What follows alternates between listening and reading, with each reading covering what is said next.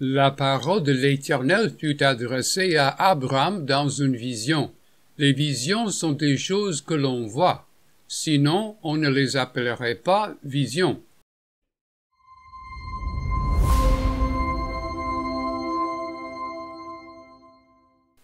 Examinons un peu de matériel biblique pour approfondir un peu nos connaissances. À la lecture de certains passages, il est possible de leur donner un sens moderne, alors que l'écrivain et ses premiers lecteurs entendaient quelque chose d'autre. Afin d'examiner le matériel plus explicite, Genèse chapitre 15 est un bon point de départ. Après ces événements, la parole de l'Éternel fut adressée à Abraham dans une vision. Maintenant, quand nous lisons la phrase « la parole de l'Éternel », nous avons tendance à penser que Dieu parle à quelqu'un à l'intérieur de son esprit, comme une sorte d'expérience mentale ou d'une voix dans son cerveau. Regardez ce que dit le texte. La parole de l'Éternel fut adressée à Abraham dans une vision. Les visions sont des choses que l'on voit. Sinon, on ne les appellerait pas visions. Dans une vision, Abraham entend Dieu dire « N'aie pas peur. Je suis ton bouclier et ta récompense sera très grande. » Dieu et Abraham ont une conversation. Dieu conduit Abraham dehors. C'est du langage de l'activité, de deux personnes marchant ensemble. Ainsi, l'expression « la parole de l'Éternel » peut désigner une expérience visuelle de Dieu. C'est cela notre idée principale. Dans le livre de 1 Samuel, chapitre 3, nous lisons une histoire familière au sujet d'un petit garçon nommé Samuel qui grandit à l'intérieur du tabernacle, la tente dans laquelle la boîte de l'Alliance est conservée sous la tutelle du vieux prêtre Élie. Cette histoire se déroule à la suite des conquêtes au temps des juges. Vous vous souvenez de l'histoire de Hannah qui est venue là-bas et a prié demandant un fils, promettant de le donner à l'Éternel. Elle donne naissance à un fils, Samuel, qu'elle amène et laisse au tabernacle. Une nuit, alors que Samuel est allongé sur son lit près de la boîte de l'Alliance, il entend une voix l'appeler « Samuel, Samuel ». Samuel se lève, court vers Élie et dit « Me voici ». Élie dit qu'il n'a pas appelé Samuel et le renvoie au lit. Cela arrive 3 fois. La 3e fois, Élie suppose que ce doit être l'Éternel qui appelle Samuel, alors il lui dit quoi faire. La prochaine fois que l'Éternel l'appelle, Samuel répond « Parle, car ton serviteur écoute ».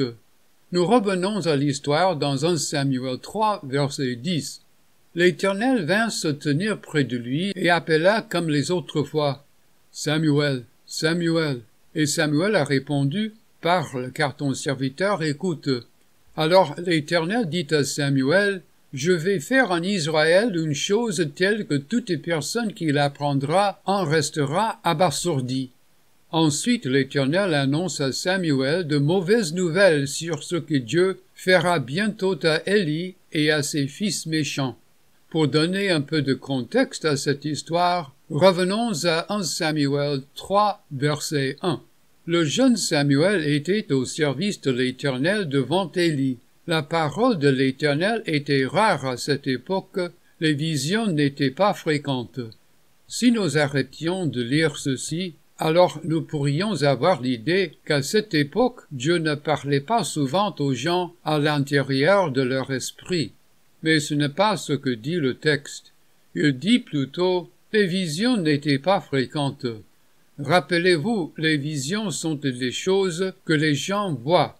Ce dont parle le texte, c'est la fréquence des incidents où Dieu apparaîtrait sous la forme d'un homme, parler avec les gens comme il avait fait avec Moïse, comme il avait fait avec Josué et comme il avait fait avec les patriarches avant eux. C'est cela qui n'était pas fréquent à l'époque.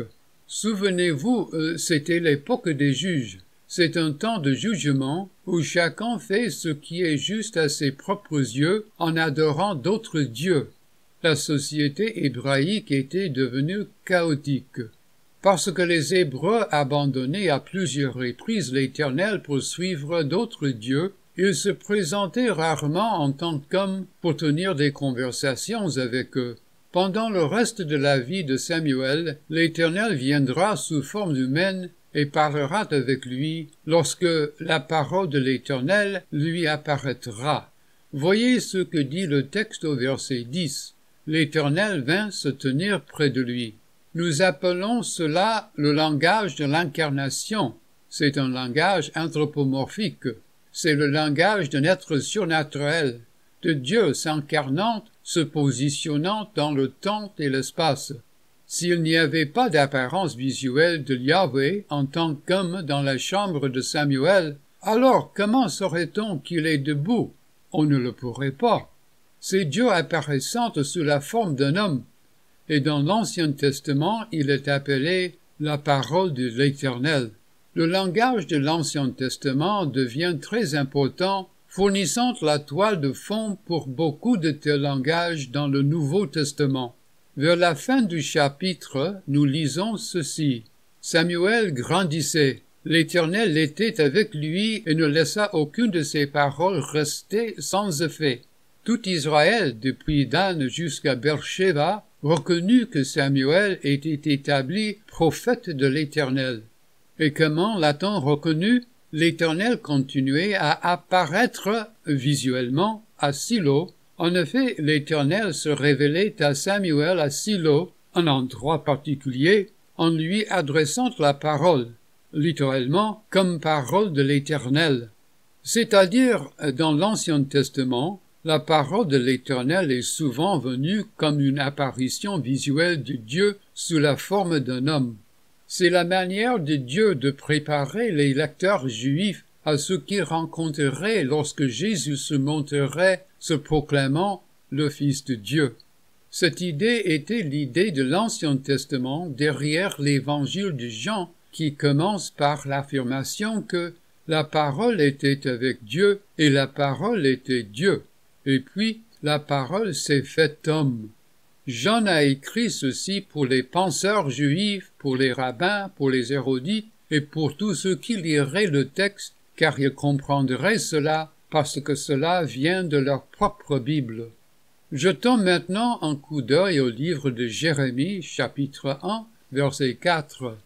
La parole de l'Éternel m'a été adressée. Littéralement, la parole de l'Éternel m'est venue. Avant de te former dans le ventre de ta mère, je te connaissais, et avant que tu naisses, je t'avais consacré, je t'avais désigné prophète pour les nations. Qui est-ce qui appelle Jérémie à devenir prophète? C'est la parole de l'Éternel.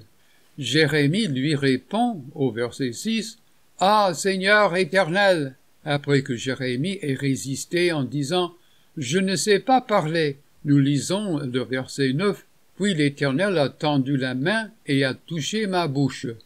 Désormais, le texte va au-delà du langage de l'incarnation pour décrire une expérience tactile. La parole de l'Éternel, incarnée en homme, touche la bouche de Jérémie. Il existe d'autres passages de ce type dans l'Ancien Testament qui illustrent la même vérité. Lorsque Dieu apparaît sous une forme humaine, les Écritures peuvent se référer à lui comme étant la parole de l'Éternel.